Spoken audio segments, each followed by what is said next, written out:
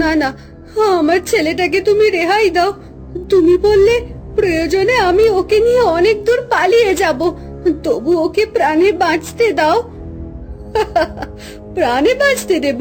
কি ভেবেছিস আমার ছেলে পুলে হয় না বলে আমার স্বামী তোকে ঘরে তুলেছে, এই অবধি মেনে নিয়েছি, কিন্তু তোর এই ছেলে নিয়ে আধিক্যতা এ আমি কিছুতেই মেনে নেব না।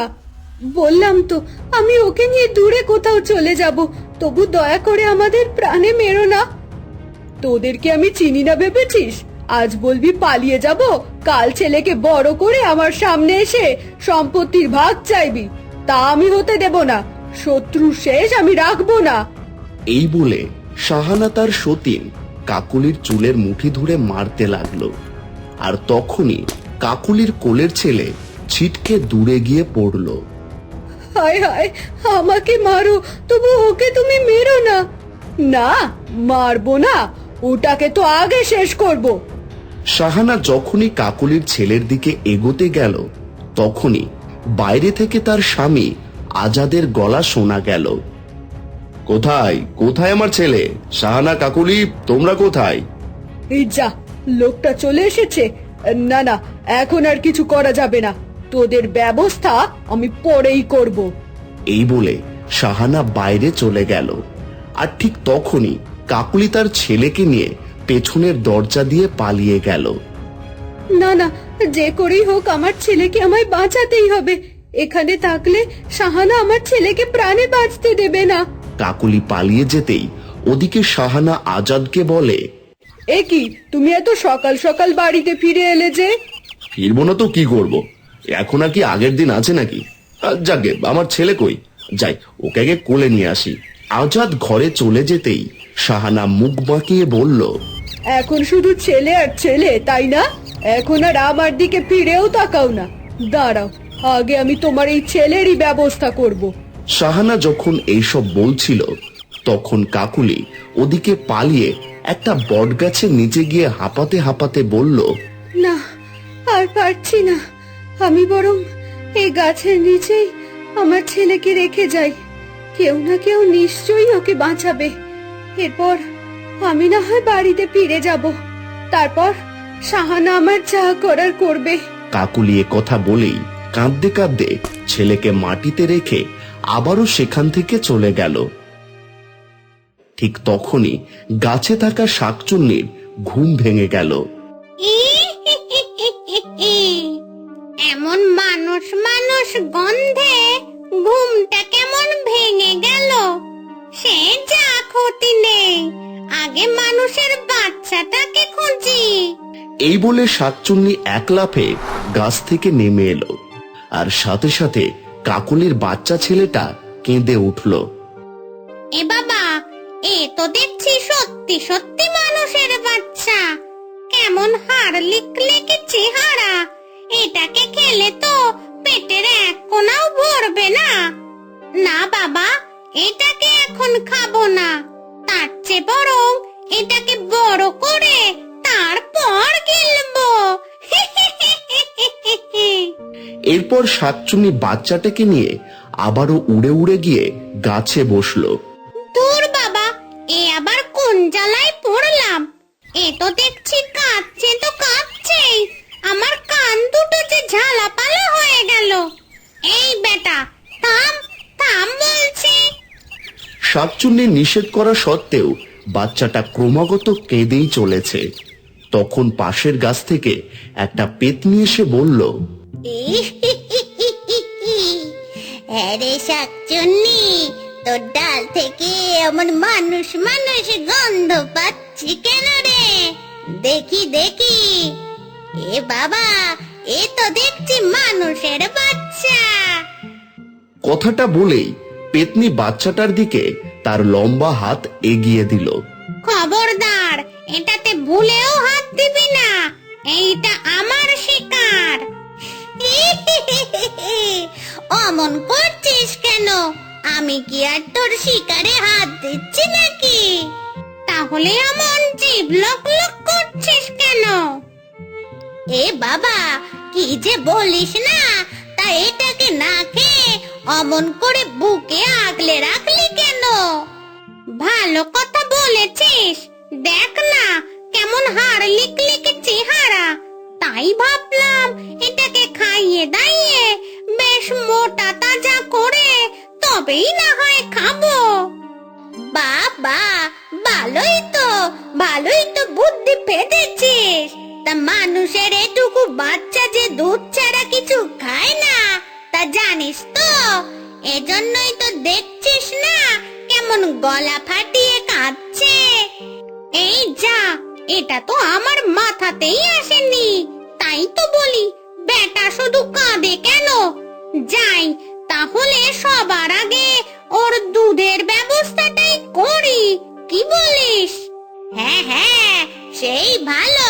তা বলছিলাম, দুধ খুঁজতে যখন যাবি ওটাকে না হয় আমার কাছেই রেখে যা। পেতনির কথা শুনে শাকচুন্নি রেগে গিয়ে বলল, কি বললি? এটাকে তোর কাছে রাখি আর তুই গিলে খা, তাই তো? এটাকে আমি অত সহজে কাজ ছাড়া করছি না। এই বলে শাকচুন্নি একটা কাপড় দিয়ে বাচ্চাটাকে নিজের কাঁধে বেঁধে উড়ে উড়ে সেখান থেকে চলে গেল। যা বাবা, নিয়ে গেল কোথায়? ভাবলাম মানুষের বাচ্চাটাকে আমার কাছে রেখে যাবে আর সেই সুযোগে আমি ওটাকে গিলে খাবো। তার হলো কই? কি আর করা যাবে, যাই নিজের ডালেই ফিরে যাই। এসব ভেবে পেতনি উড়ে উড়ে নিজের ডালে ফিরে গেল। এ কি, তুমি এমন হাঁপাতে হাঁপাতে কোথা থেকে এলে? তাছাড়া শাহানা যে বলল তোমার কাছে আমার ছেলে আছে, কই তাকে তো দেখছি না। ওগো, আমায় ক্ষমা করে দাও। আমি যে আমাদের বুকের ধনকে হারিয়ে ফেলেছি। হারিয়ে ফেলেছো মানে? কোথায় হারিয়ে ফেলেছো? দেখো দেখো, কাকে তুমি ঘরে নিয়ে এসেছো। যেই ছেলের জন্য তুমি ওকে ঘরে নিয়ে এসেছিলে, আজ তাকেই পথে ফেলে এসেছে। এখন তুমি বলো, একে তুমি কি করবে? ওগো, তুমি আমায় তাড়িয়ে দিও না। আমি কোথায় যাব বলো? ছি ছি ছি ছি ছি, তুমি কি না শেষে আমার ছেলেকে হারিয়ে ফেললে? না না, তোমার আর এখানে কোনো জায়গা নেই। আজাদ এ কথা বলতেই কাকুলি তার পা ধরে বলল, বিশ্বাস করো, আমি ইচ্ছে করে ওকে হারিয়ে ফেলিনি। ও তো আমারও ছেলে। বলো, উপরওয়ালাই হয়তো এমনটা করেছে। খবরদার, তুমি আমার পা ধরবে না। মা হয়ে ছেলেকে ধরে রাখতে পারোনি? তোমার সাথে কিসের কথা? হায় উপরওয়ালা, তুমি আমার ছেলেটাকে সুস্থ রেখো। কথাটা বলেই আজাদ বাড়ি থেকে বেরিয়ে গেল। ওদিকে শাকচুন্নি খুঁজে খুঁজে এক বাড়িতে গেল। ওই দেখ, তোর দুধের ব্যবস্থা এক্ষুনি হবে। ওই বেটা গোয়ালাকে আজ শায়েস্তা করব। কথাটা বলেই এক লাফে শাকচুন্নি গোয়াল ঘরে ঢুকে গেল। আর তাকে দেখেই গোয়ালা ভয়ে চিৎকার করে উঠল, ওরে বাবারে, এই শাকচুন্নি, কে কোথায় আছো? বাঁচাও, বাঁচাও আমাকে। কে তোকে বাঁচাবে? যদি বাঁচতে চাস তাহলে তোর গরুর সব দুধ আমাকে দিয়ে দে। ওরে বাবা, তোমার যত ইচ্ছে তত দুধ নিয়ে যাও, তবু আমায় ছেড়ে দাও। আমি যাকে ধরি তাকে তো অত সহজে ছাড়ি না। তবে তোকে আমি ছাড়তে পারি, কিন্তু একটা শর্তে। কি শর্ত? তুমি একবার বলো, আমি তোমার সব শর্তে রাজি। বেশ, তাহলে শোন। রোজ সকালে আমার বট গাছের নিচে এক বালতি দুধ রেখে আসবি। আর হ্যাঁ, যদি এর অন্যথা হয় তাহলে কিন্তু না না, আমি রোজ তোমার কথা মতো ওখানে এক বালতি দুধ রেখে আসবো, তবু আমায় প্রাণে মেরো না। বেশ, তাহলে এক্ষুনি এই মানুষের বাচ্চাটাকে একটু দুধ খাইয়ে দে দেখি।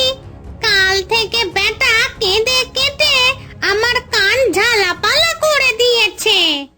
শাকচুন্নির কথা মতো গোয়ালা বাচ্চা ছেলেটাকে দুধ খাইয়ে দিল। সাথে সাথে বাচ্চাটা হাত বাড়িয়ে আবারও শাকচুন্নির কোলে উঠতে চাইল। বেটা মানুষের বাচ্চা, তোর সাহস তো মন্দ না, আবার আমার কাছেই আসবি। বেশ, তাই আয়, চল তাহলে।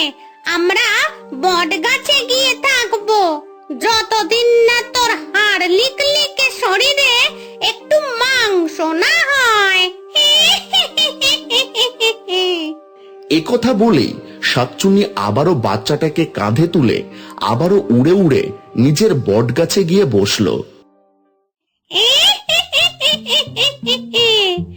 আমার কাছে থেকে এই 10 দিনে কেমন নাদুস নদুস চেহারা হয়েছে তোর। আর তো মাত্র কয়েকটা দিন, তারপরে আমি তোকে খাবো।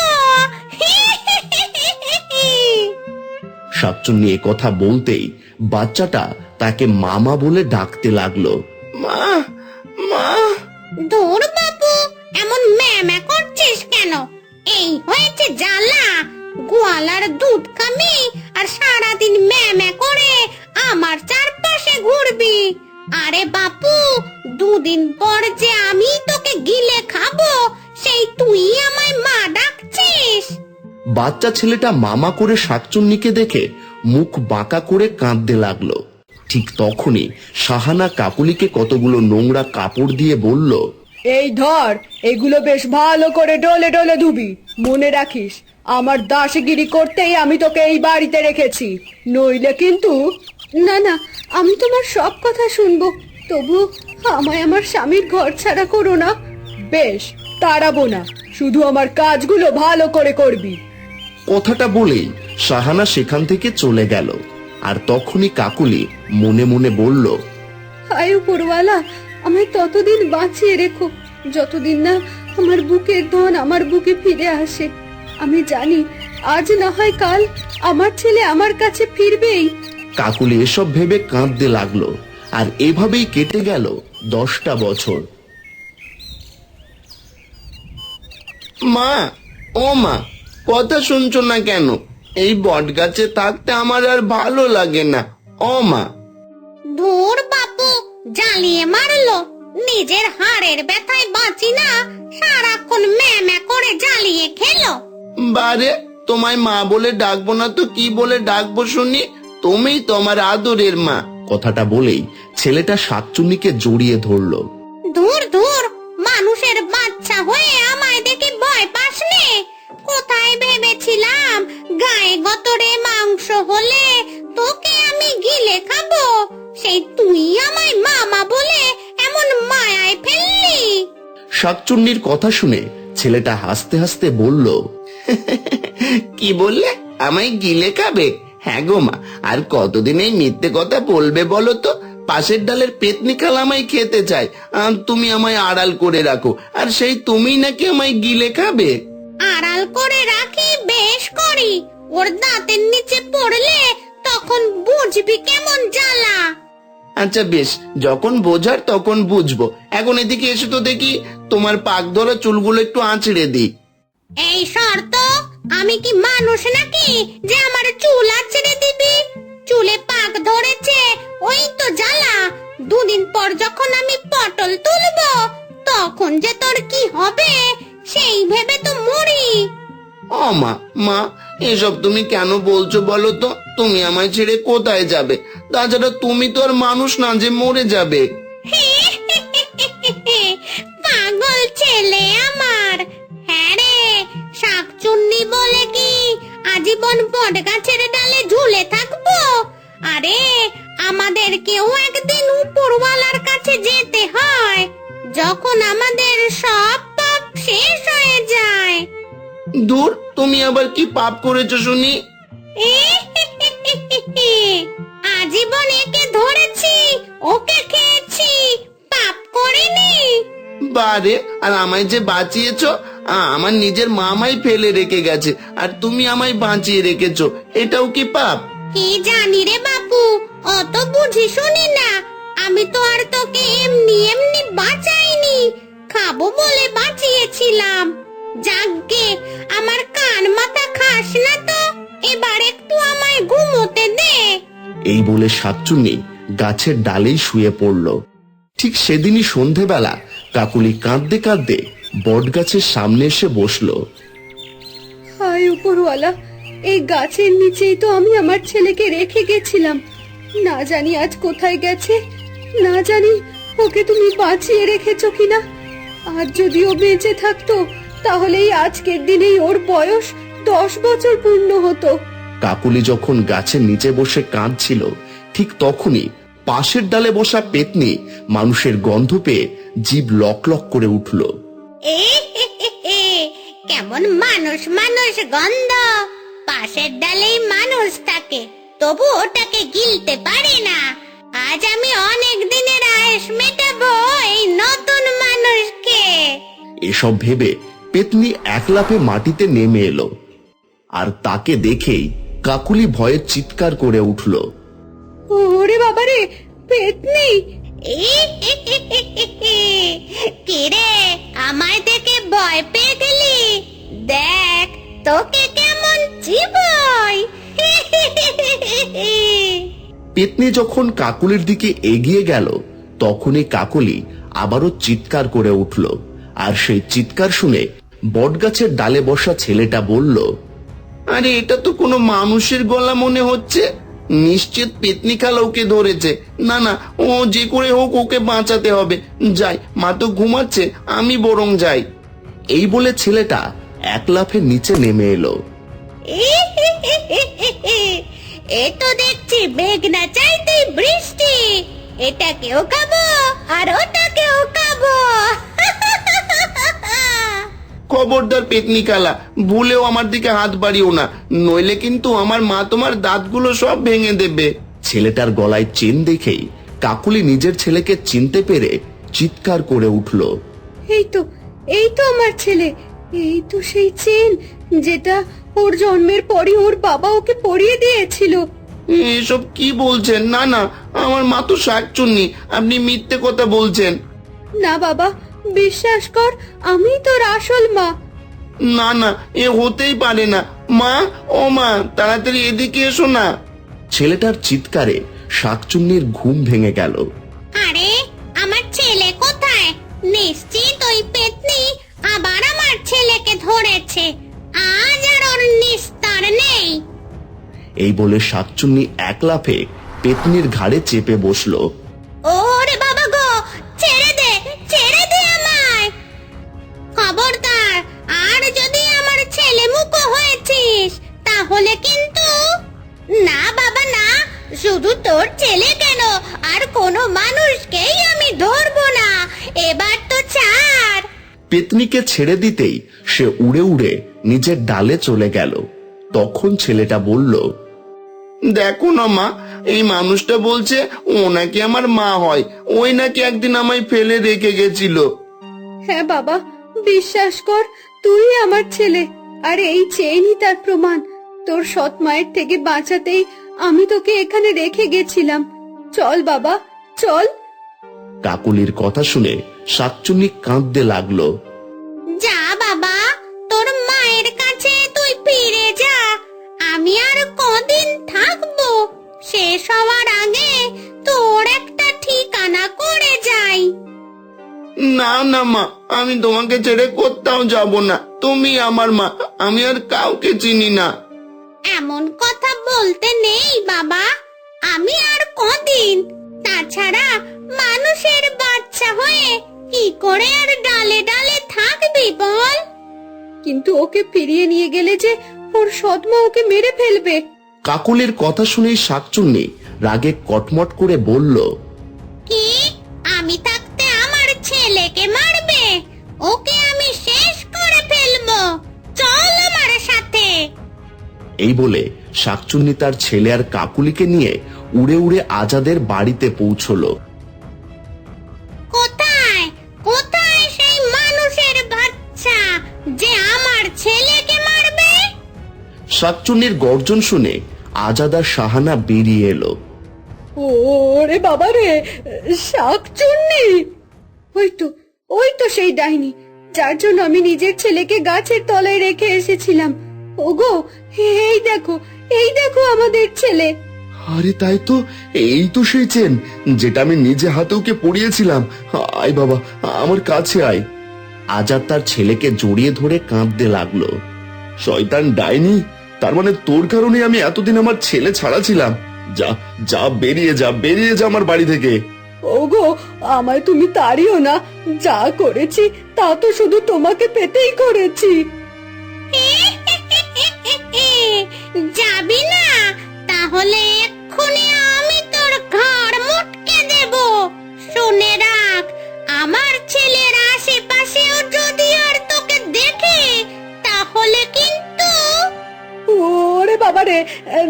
বাবা না, আমি এক্ষুনি চলে যাচ্ছি, তবু আমায় খেও না। এই বলে শাহানা পালিয়ে গেল। সত্যি শাকচুন্নি, তোমাকে কি বলে যে ধন্যবাদ দেব আমি জানি না। আজ তোমার কারণেই আমরা আমাদের ছেলেকে খুঁজে পেলাম। ঠিক বলেছ। না না, আমি আমার শাকচুন্নি মায়ের কাছেই থাকবো। ও মা, মা তুমি ওদের বুঝিয়ে দাও মা। না বাবা, তা হয় না। যেই মায়ায় তুই আমায় ফেলেছিস তা আমি সহজে ত্যাগ করতে পারবো না। তাই রোজ তোকে দেখতে আসবো যতদিন আমি টিকে আছি। অবশ্যই, ও তো তোমারও ছেলে শাকচুন্নি, ওর উপর আমার চেয়ে তোমার অধিকারই বেশি। তাহলে তোরা সুখে থাক। আসি রে বাবা, আমি আবার আসবো। ততদিন আমার ছেলেকে ভালো রাখিস। এই বলে শাকচুন্নি কাঁদতে কাঁদতে সেখান থেকে চলে গেল।